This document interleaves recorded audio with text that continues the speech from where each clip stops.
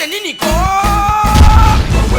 Kongwelegi ko fiba bonbon Glace mkisi la sexy Bato balobaki mingi pona glace Sipa MC Bato bafingaki mingi pona glace la sexy Mama ya kotale la sexy Dimitri Balodore ya kotale la sexy Ale Jambo ya kotale la sexy Eriches Kame ya komone la sexy Yena maseza Mama ya kotale la sexy Chérie ya kotale la sexy Badougou ya kotale la sexy Martin Kapika Réciproque, la même magique La famille Mizi. Bonjour nos fidèles téléspectateurs, bienvenue ici, votre émission L'invité parle. C'est une émission présentée toujours par votre simple servante Gloria Olangi, une américaine perdue au Congo. Aujourd'hui, merci à tout le monde qui nous suit partout dans le monde. On est à Kinshasa, dans la ville province capitale de la République démocratique du Congo, dans la commune de Lingwala, en face de Notre-Dame. Là-bas c'est Gombe, ici c'est Lingwala. On est venu faire quoi? Mais avant de vous présenter la personne que je reçois ce soir, on va suivre la pub de M. Adamo, pub de Dubaï, Kinshasa, Dubaï, agence de Dubaï. On se retrouve juste après. Oh, si t'es nini! Oh, si t'es nini! Kongwelegi ko fiba bonbon Glace mkisi la sexy Bato balobaki mingi pona glace Sipa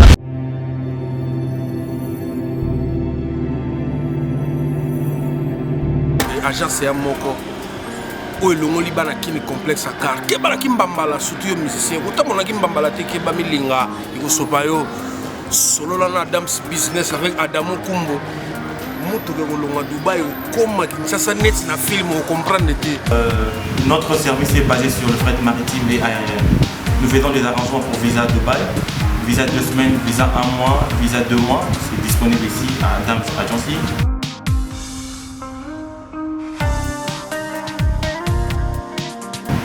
Par exemple, vous avez besoin de commander une histoire à Dubaï et nous sommes là pour permettre à ce que les gens qui sont à Kinshasa, qui n'ont pas la possibilité de voyager, de venir acheter des histoires de Dubaï mais sans pour autant voyager. Nous organisons des groupes de conteneurs de 40 pieds, il y a des conteneurs de 20 pieds. Avantage à Bisson à Bango, c'est que au sommet de Dubaï, nous avons la possibilité de faire des choses comme la quartier, la Moutouka, le Koya, au foot à le même prix, au foot à Kamono, à Moutouka, autant de lignes au Kanina Moutouka, il y a moins de foot à Bisson. Sans complexe, au ligne Jeep, au ligne mon bébé, au ligne à ta train, au long Dubaï, au Yati Koumouko. Je vous invite à venir à l'agence Adams Business. Nous faisons des visas à $130 seulement. 3 jours, vous avez votre visa. Et il y a un service d'accueil à partir de l'aéroport de Dubaï. Il y a une voiture qui vient vous chercher et vous déposer à l'hôtel. Et nous allons vous encadrer pendant votre processus d'achat à Dubaï. Vous pouvez nous contacter.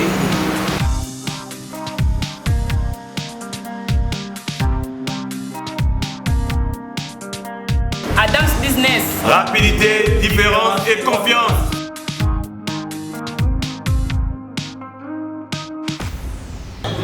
Cet élément a fait plaisir. Jani sita chungam pour tout mon thème anita sita moninga ya Rex pour le kula c'est bato vendara en Suisse ba grand frère on a lingami. Merci à toi Didier Kabongo pourquoi pas à ma même Élysée ba mon thème ya tous pepele ya mbetolo. Gloria Olangi une américaine perdue au Congo comme j'avais dit que je reçois pour vous un artiste reconnu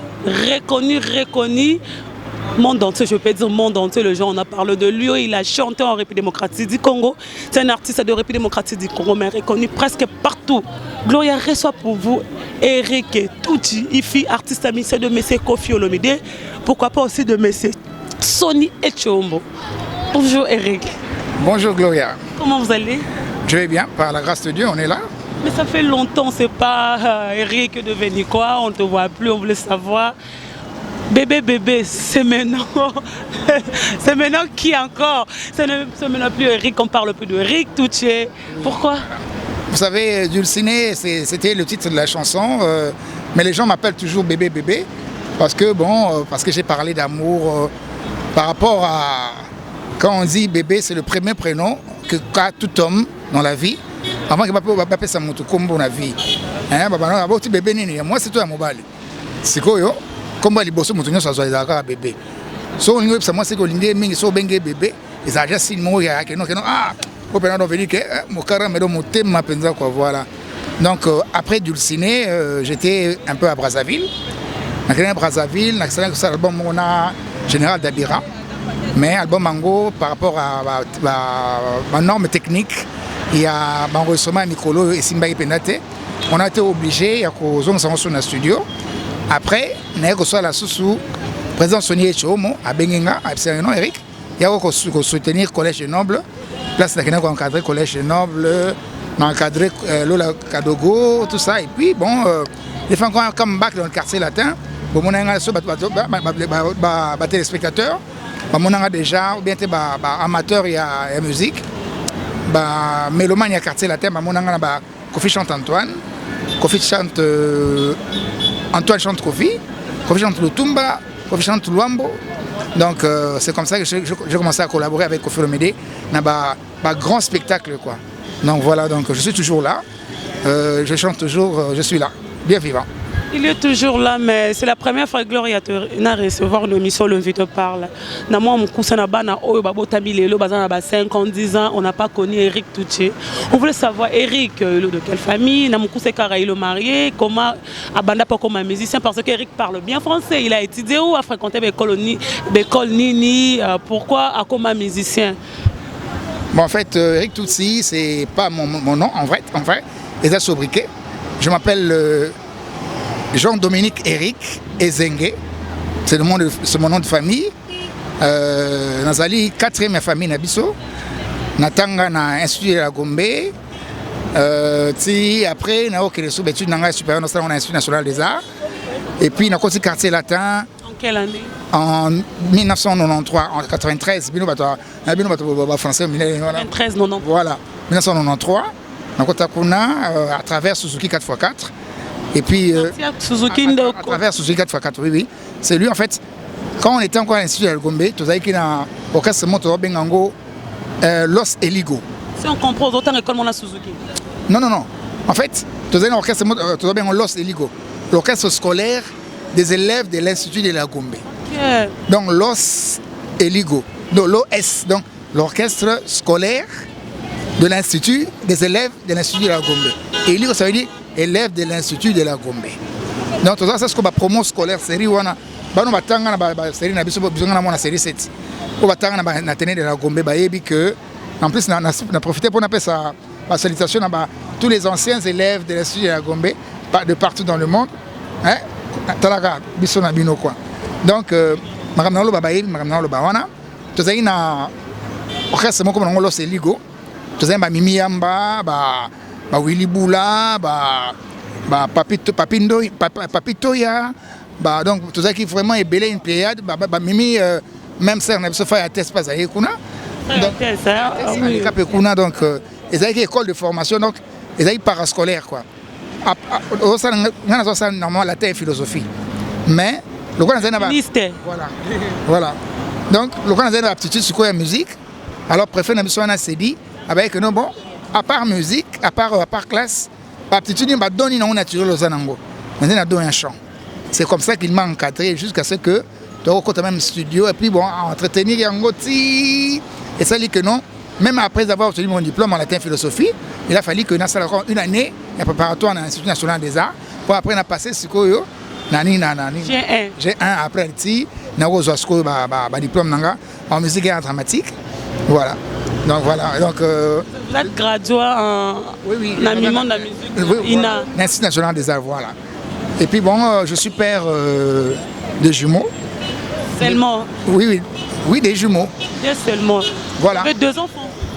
J'ai 2 enfants, c'est pas seulement. Ok. Voir déjà, c'est pas un problème. Moi, je croyais que vous avez des jumeaux encore à côté. Vous avez encore 2 encore, ça fait 4. Je suis père de Michael et Raphaël et Zengue.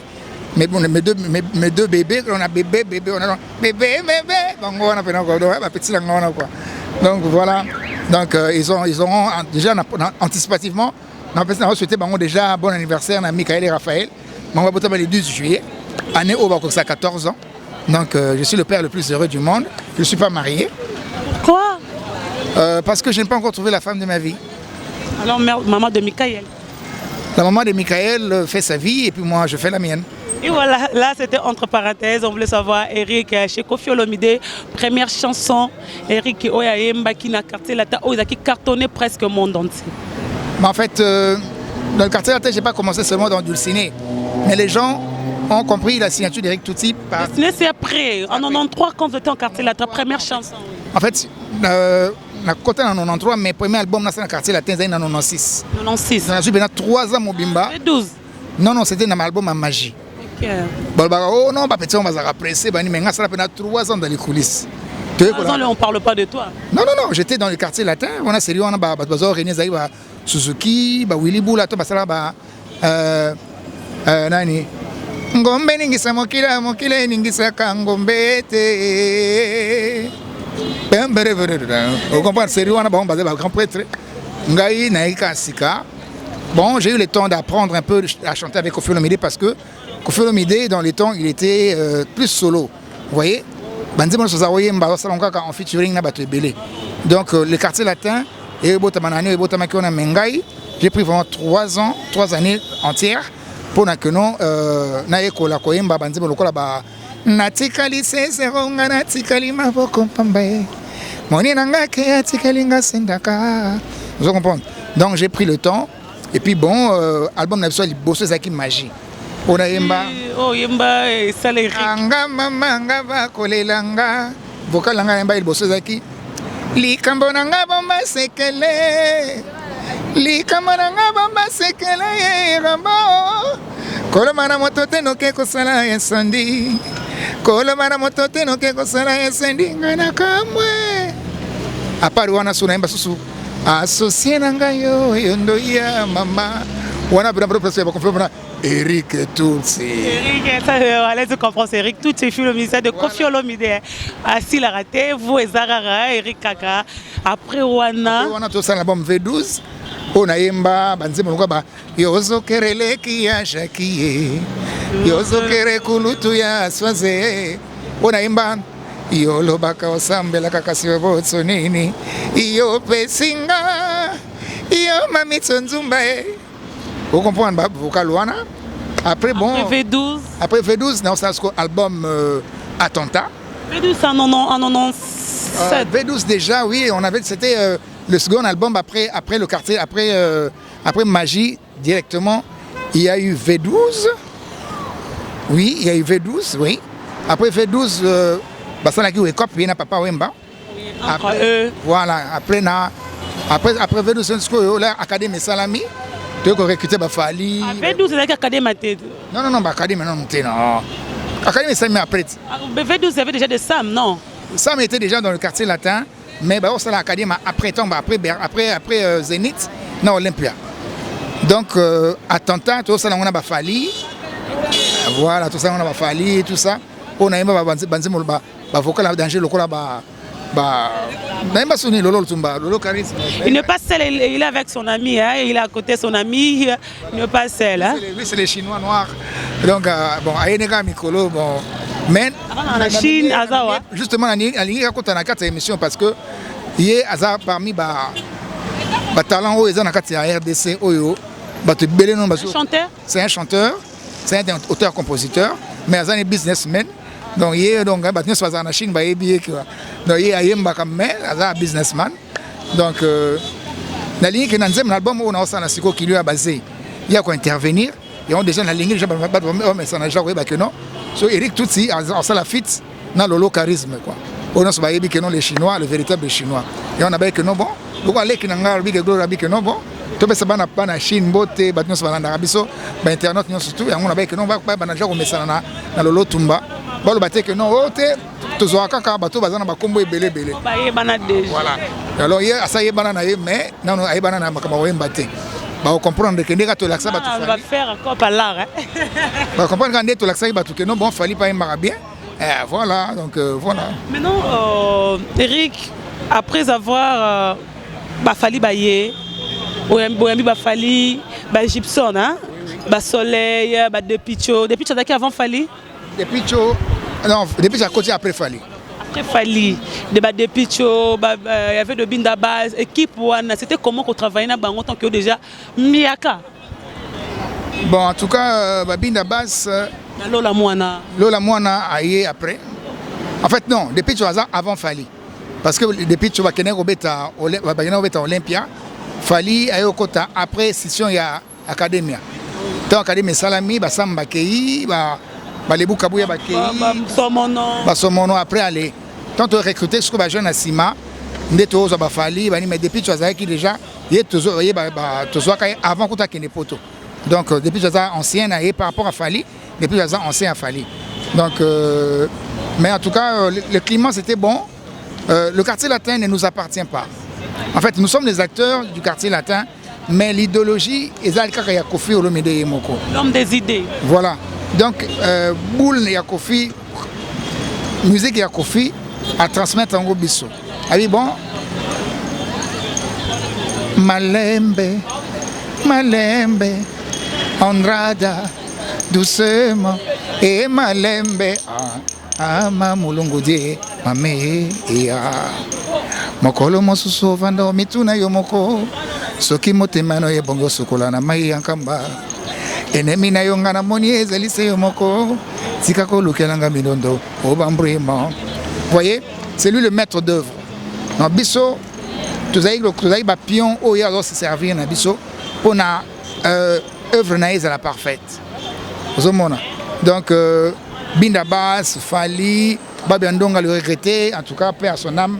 Et puis bon, tous les membres du quartier latin, on faisait qu'une équipe par rapport à Kofi Olomide pour que non, quartier latin ils allaient bien parce que c'est lui-même même tant que non bon ils allaient donc tous les esprit à famille donc vous voyez quartier latin esprit d'équipe voilà donc on n'avait pas de problème jusqu'à maintenant on n'a pas de problème donc voilà le quartier latin c'est ça quoi donc on n'a pas de très bébé je pense hein après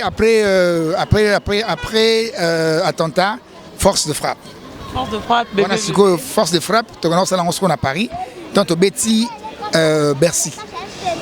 Sur l'album il y a un concert à Bercy, j'étais là avec l'équipe au quartier latin. Tu veux parce que je dulciné, il y a force de frappe. Voilà. Et après, on parle d'Eric qui ne fait plus partie des groupes quartier latin. Pourquoi Eric il avait quitté quartier latin? Raison sur les personnels. Mais ceux qui essaient un peu le bango, pourquoi on préfère quitter quartier latin? Pour que vous êtes capable. Il y a aucun épée comme ma papa n'a rien. En fait, vous savez, dans la vie, on a toujours le choix. Bon, Moutou Abotamaka, Akolaka, Azanabaïde, Alali Alamuki, a une inspiration. Ben bon, fallait nécessairement voyager pour un poto. Si bon quartier latin fallait qu'il y ait poto. Il a fallu que nous, tout ça, moi contre temps mon boy. On a que voyage nanga, quartier latin peut que voyage nango. Au moins quand ça va succès. Que non bon, on a un manager mon boy que nous amanga ailleurs. On a une permission que nous avons kende, mais comme on n'avait pas accordé cela, on a kende quand même. Ouais, je n'ai pas dit que non, on avait sur le quartier latin sérieux pour na bongo. Mais en tout cas, je n'ai jamais quitté le quartier latin en bonne et due forme. Ça veut dire que non, démissionner ou bien baba longolanga non. Donc j'ai toujours fait partie du quartier latin et je fais toujours partie du quartier latin jusqu'à maintenant. Mais bon, on a changé ce statut. Nakoma Suko étant que Ndiaka quoi donc. Je dis que avant que non bato ba yesiko po ba yemba bien, faut ba yemba lokolanga. Oui. Oui. Léo commission moi ya faire asenga numéro na bi na lingi na fanga ba kona yo kande vio na yemba rapport ba sala rabiso bien. Aujourd'hui génération yé ba leki na no ba yé ba faire ba yé ba fali le ba komba Fabregas. Le la roni comme on a le musique comme trop polémique nzembo. En fait, vous savez, c'est là il fait des sociétés. Tant que la musique pour la qui pour le plaisir. Donc on n'avait pas besoin de se servir de la musique pour s'enrichir, non. On chantait pour l'amour de la musique. On chantait pour se faire plaisir à soi-même. On chantait aussi pour bon voilà, pour gagner le locomobo non. On faisait ça par amour de la musique. Bon aujourd'hui, la musique est devenue une machine à production et puis il y a des gains. Donc, au moment quand quelqu'un a commis et là il a commis profit, et comme bon, il y a gain, il y a profit quoi. Vous voyez? Alors, la musique commence à connaître mais maintenant on a biso mboka pesa qui n'a pas passé dans le micro. Les gens sont belé, comme on a que la musique c'est facile. On a que il faut que pas nganga ou bien bon soko yembi, ou c'est moi lox, ou c'est moi quand moi sou qui sont des nini. C'est belé.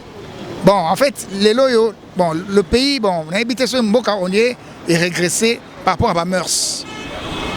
Maintenant, on a habité sur musique, tous avons yemba banzimbo. Tel banzimbo loko là-bas, oh, et ça là-bas succès, bah tube la tube. Banzimbo loko là-bas. Félicité, mwana mwasi suka botende, oya lelo, o baby si mokili awa o, na mopanzi, taya elenga paradiso, na mipesi, nyonso se na yo. Ese nzembo ndengo wana, ozali na besoin koloba ke non le colonel eza munene po bato basepela nango. Jamais. Vous comprenez, mais c'est une exaltation de la beauté d'une femme. Mais aujourd'hui, les mœurs sont tellement baissées que pour que moi c'est moi si pour comme qu'on choisisse bassi. Comme quelqu'un faut dans la yo mo pende monene. Tala derrière. Oh bon voilà. Ezali effet de société. Le pays est en train de chuter par rapport à la mentalité et à la jeunesse. Donc, jeunesse, c'est une imagination. Et comme nous pouvons noter bien, il faut que nous dans la peine de monnaie. Ah, adendaka. Mais, banzem lokwa ba féliciter wana. Na habité, banzem lokwa ba angayo. Angayo mawa. Angayo. Ya ja boyinga tsinateu. Nasengi palado. Nazangi sutiana vinanga. Kwa kotelanga. Mobaira boyinga na se andoto aloti na zweli embanda natonga la muke oletu na ngai akamati décision. Ce sont des chansons oyo que non et ça là que non mutunyo surtout à ça qu'on s'est retrouvé en plus donc c'est l'homme qui parle. Donc ça fait des sociétés moins normales oyo que non on n'a pas besoin de cela pour que non beau cannabiso que non et comme que non bon il faut kaka pour le que non bon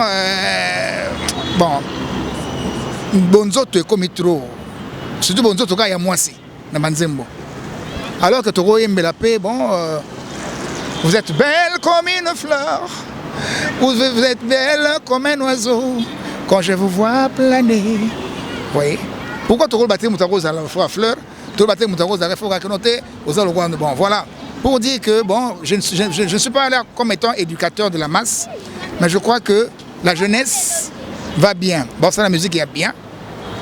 Mais te va Bassa Lango n'a niveau que bah il aime bien. Fabregas, je le félicite beaucoup. Il a une très bonne écriture. En tout cas, félicitations Fabregas parce que Sokoyoki album nae ou Asaline Tsikoyo, Sokoyoki makamuno soyembi wana, il n'a rien de mesquin dans son album. Il dit des choses qui sont vraies. Mais il est dit simplement. En plus, il n'a rien de... Donc, tout le monde qu'il est, il est comme ça. Vous voyez? Bon, Bolingo est ma bête. Bolingo peut qu'on les cas. Bon, love, c'est bon. Love. Vous comprenez? Mais quand même, voilà. Bon, moi, un style, j'apprécie beaucoup Fali. Parce que Fali, c'est Mr. Love. Parle bien. Fali. Mais c'est mon jeune frère. Non, c'est moi qui lui ai présenté à Kofi Olomide. Ah bon? Le quartier latin, oui. Voilà. Pour ça qui est wapi. Mais non, Fali, c'est un jeune homme qui a toujours eu beaucoup de talent. Nga na zava na pe na bandal, nga pe mona bandal. Na zava mona mingi na kota kiani ya mangiala wana. Nga to na aussi poto na na bemfe na nga ya pembe. Na zava mona mingi na école na bango za otanga wana.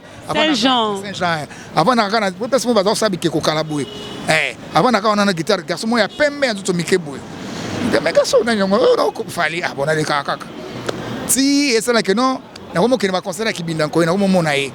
Après vient nga mo ko Faustin Diatta. Alors ça là au cas c'est moi comme on talent là temps na vemo bo Mozin akufa. Alors ça sous que non dont on s'est retrouvé na Fali bon ngalo kana déjà professionnel. Il fallait moi apport nanga pour na que non talent là temps et ça là na ba actuel atelier ou chef de l'orchestre Fali. Tout s'est retrouvé wana c'est comme ça que j'ai connu Fali. Na talent na ene comme dans belé bon quand académie salami comme si vous avez besoin il y a batu ya sikabaya. Tout ça là académie mobimane za ba alors ba mais il fallait un joker. Comment avoir remplacé Boulon Pela dans ma camarobina. Fali, ça m'a bien, il est beau. En plus, il dansait bien.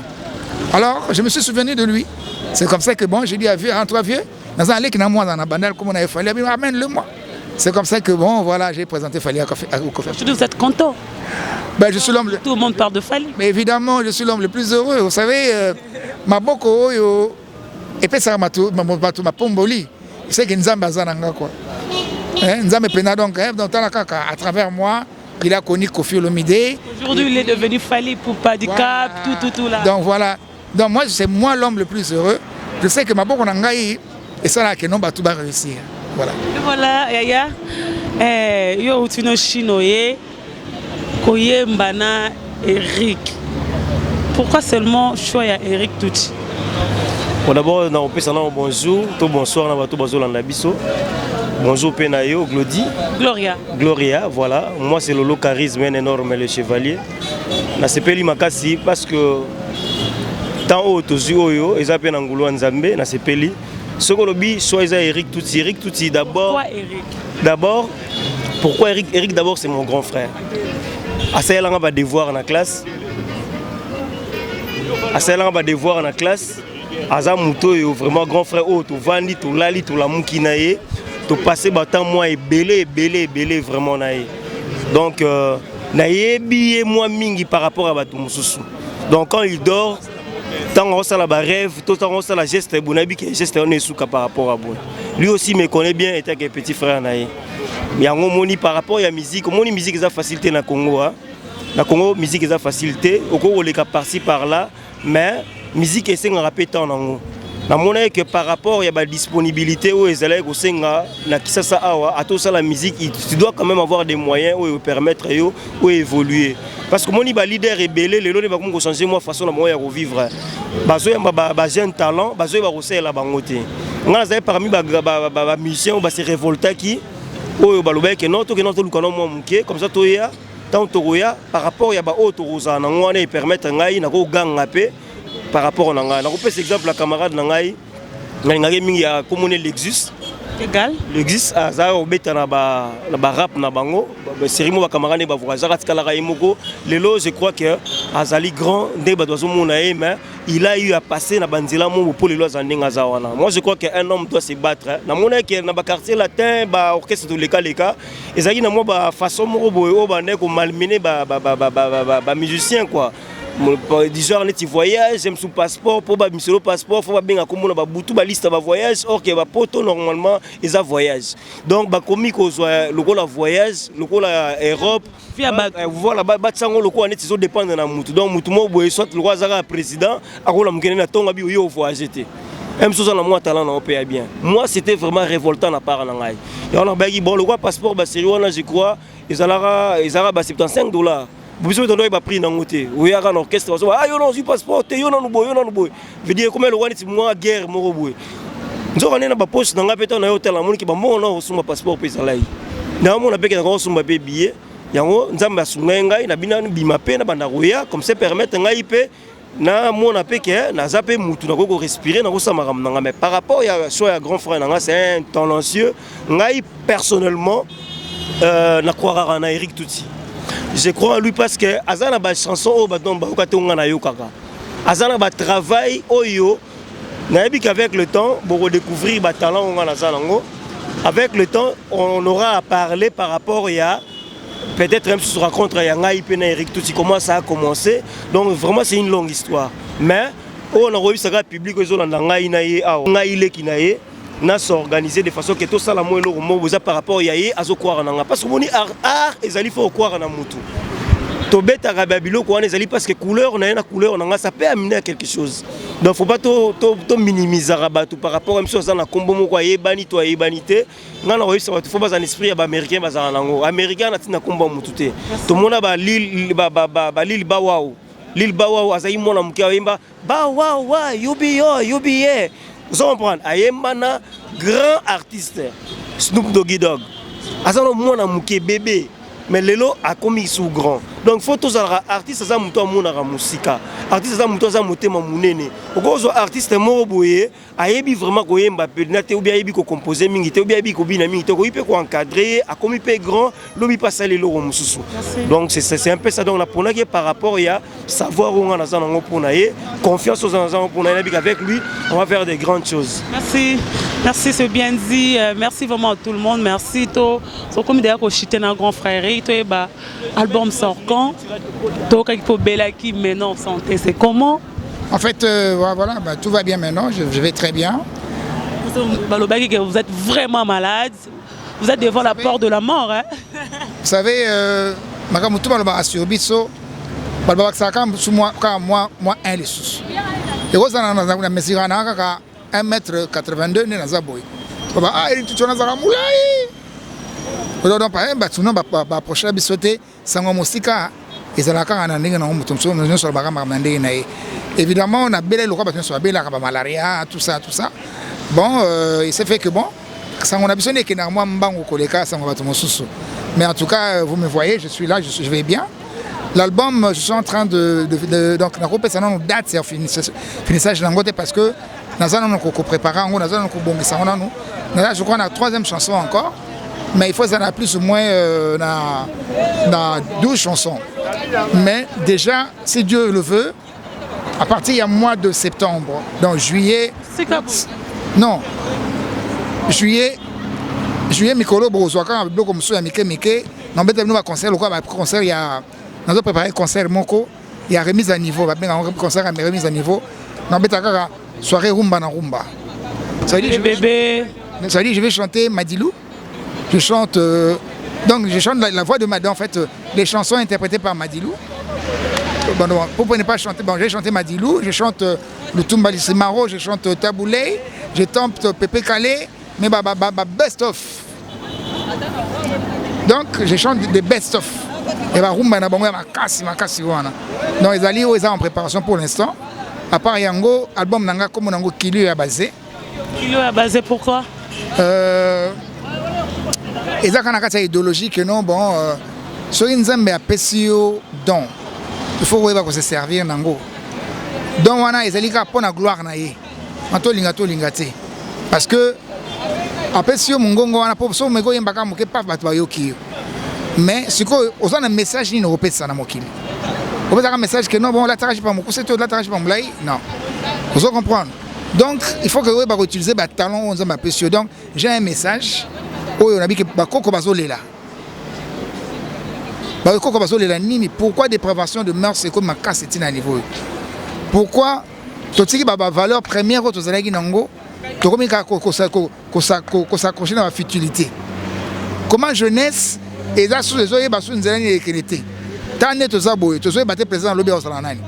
Vous comprenez? Parce que la jeunesse n'est pas préparée, la jeunesse n'est pas prête. La jeunesse n'est pas prête. Donc, raisonnement, en tout cas, bientôt là, on a des réseaux sociaux, on a santé au Bengayo, on a répétition. En tout cas, nous avons vraiment besoin de soutien à Bino. Bino est là. Bino nous soit vraiment on a besoin de soutien à Bino tant matériel que conseil tout ça. Oh Monique Azali na idée moko. Azana sujet moko était à cœur. À Robin Angai na 082 36 au Saliko de Kinshasa 082 36 86 199 ou bien au Benga encore na 090 68 65 440. On a des numéros à WhatsApp, on appelle ça un numéro WhatsApp. Vous pouvez me contacter à n'importe quel moment. Donc je suis là, je vous attends. On a profité comme ça, donc c'est président d'homme à Lille. Ton frère. Au moins, petit c'est là où nous avons fait ça. Je veux dire que c'est compliqué quoi. On appelle ça tout à UK. On a dit maman Jeanne, maman Isaac. Sans oublier Kolo Bazara. Moto Alexandre que non Zara wala tango Ernest ils en ont payé il en bas kitoko Kadi Mankoto. Je dis encore bonsoir à mon oncle Koko Boudouka batu tout ba yebinga Adishi Mongombe poto ne poto kaka Donc Eric Tola, Batunia surtout, en tout cas, Prince Tukuzu na Canada, l'équipe tellement ébélé, tous les Kinanga, tous les pour nana, bon, ma banga pe, Bobenganga, album est déjà dans la kin, Bobenganga en tout cas, ils ont la peine bien. Donc voilà, c'est ça. Et voilà, nous sommes arrivés à notre rubrique. Il y a invitation. Oui, allez-y comprendre l'invitation. Il faut le camoutaropé. Nous allons marier. Nous allons le roi de l'Olingo Bala. C'est la monnaie. Doit d'entrer tes invitations. Rapport à ta qui dernièrement avons ta invitation. Doit d'entrer tes invitations. Parce que pour organiser le notre Liban, notre l'Oromo Bobby invitation. Bâtir Kofi Olomide. Batela mais Sony Chombo ba pesa invitation moko pour trailer moko au pesanani Sony Nabala ah oui salt Kofi azali ta ye brisque Sony pe outine ganda ke na ba braza papa Sonia il s'appelle mais c'est Sony Sonia aye pekara siko ba oui ba pesa mutu moko invitation Sony et Chombo Sonia Sony et Chombo veut dire Selemani Sadat oui na patron na yo papa na Erickson. Voilà, na papa. Mobali ya batu ya tete baoule. Climatisé. Oh là là là. Na ex-patron na monsieur Kofi Olomide Antoine. Invitation à moko, il faut que ça ra mutu moko. Mariage na ngosa invitation moko pour batu mbalete. C'est ka moko. Mais tu la moko ndenge. Mais non, mais faut répondre à moko. Non, mais non. Mais c'est vraiment la polémique quoi. Eh, va répondre à moko. C'est tout dans nini mais en tout cas bon on va les bienvenus. Pour Monica ka tobota manga na mutu moko na batu mbalé mais en tout cas, Sony Chomo, c'est un grand frère, un parent, un père qui m'a soutenu dans des moments très très difficiles de ma vie, qui a cru en moi, qui m'a donné sa confiance. Malgré que Batunia Samokili, Moutazanga m'a bêté, mais je ne suis pas là pour dire que non, mais en tout cas, je garde un très très bon souvenir de lui. Kofi Olomide na olobasuko ni. On refait ça nani. Yona ebisoka ke Kofi Olomide na olobasuko ni ne sikoyo. Donc en tout cas bon ba nous baza parents nanga. Na ozoka invitation na puis bon bino mbale boya beaucoup tanzela moko. Merci, bon tu vas retanzela moko. Et voilà, nous sommes arrivés à notre réveil que l'invité prend la place de présentateur si Eric Etouché. Nous t'a invité à la plateau. Bah vous posez une question moko simba ma micro poser une question moko question lingo poser nga aussi ma micro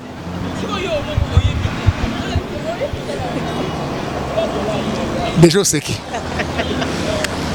bon on a tout le monde question moi c'est qui pour ani la c'est qui faut la vie qu'on a devant mon quartier la tête mais ma question dans quartier la tête des ala bon Gloria comment non Gloria non Eloni olinga mingi na vie. Eloni olinga mingi na vie kozala bien na mokiti. Entre mobali na mbongo. Entre mobali na mbongo. Ti. Entre mobali na mbongo pour amour na ponelo.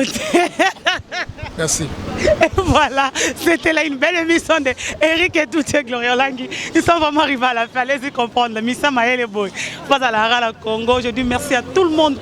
On va dire partout dans le monde. Je dis merci à Janice Tanchungan pour tout. Moté Manita Sita Moninga ya Rex pour louk. Oyemba na suka.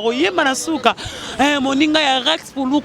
Janice Tanchungan pour moté Manita Sita Moninga ya Rex pour louk. Merci à ma mère Milise Zeba. Moté tous pepele mbeto ma mère Mimama Nikemana Rolia Mkonini. Pourquoi pas à toi Loris la Congolaise. Merci grand frère Didier Kabongo. Merci à Grâce Sambizi leader.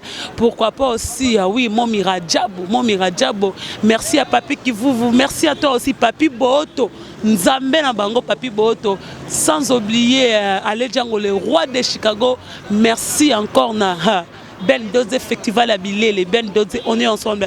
Merci à tout le monde, Guillaume, Konzagrano, pourquoi pas na Chine, Benza, merci à Mutumoro, Azara, grand frère, Nanga Ernioso, Venanga, Chims Kabengele, merci à vous tous. Kabengele, vraiment. Grand frère Babi, bientôt, on a Kinfe, Chims, Rosalana, Yotoza, grand frère, tout Balingara Gloria, Obalingara Pété, ma famille, Olangi, famille Boketu, grand frère, Nanga Mingi, Jean-Marie Loukoulas. Eric Mandala. Eric Mandala, merci à toi. Tetendai prêtre. Merci na boss Kaimbe Chetemba. On est ensemble, Marguerite boss Obenga Rateme. On est ensemble, merci. Oui, grand frère Noroya, na mon accueil dernièrement le concert JDT. Na Rosala, le Bogar, LBD Serge, j'ai un concert le 11 Oyo. les Bogards dans seulement à Paris, si je ne me trompe pas, en juillet. Dans le cas, on a cette information bien. Fallait pour aussi en un concert Mikolo, pourquoi pas aussi maison mère bientôt pour Lubumbashi, Zimbabwe, Angola.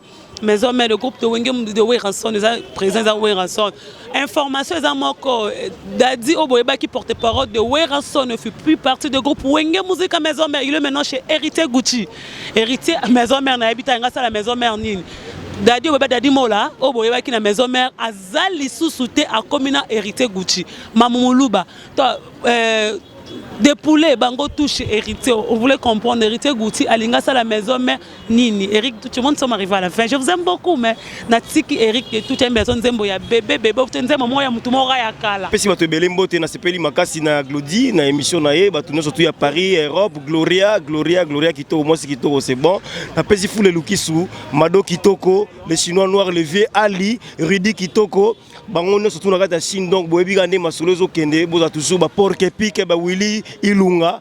Donc Bambo Théâtre, donc la CPLI Roberto Carlos, Zondani Gino, place Bozalina, Bana Guanzo, donc on a les Libino Fort, donc c'est bon la CPLI Makas. Nzote silanga inya soye nakoma denge nakoma bwenge kadi omaya pusa kitisa motema revize kananga e photocopy nangane yo berso nanga igoyo ya elengi bibero nanga goyo ya bobebe oye nanga goyo ya elengi ah no no no no no itisa motema e pomotakowa pardonne ngai iwayo e na boyo kundanga na sana no ko vivre. Je vous aime. Bye bye. Bye bye, à la prochaine.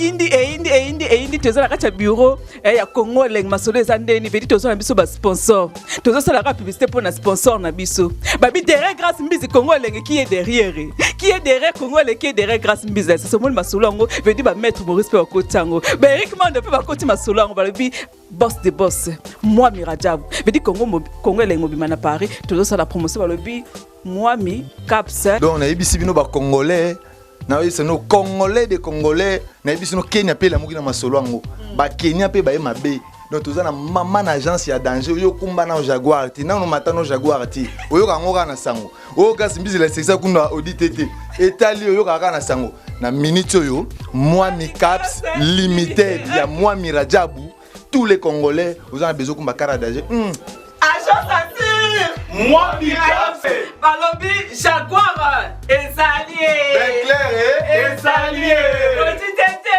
Ezalié hélicoptère Ezalié avion Ezali MVP Ezali range Ezali on doit écouter là na moi mi caps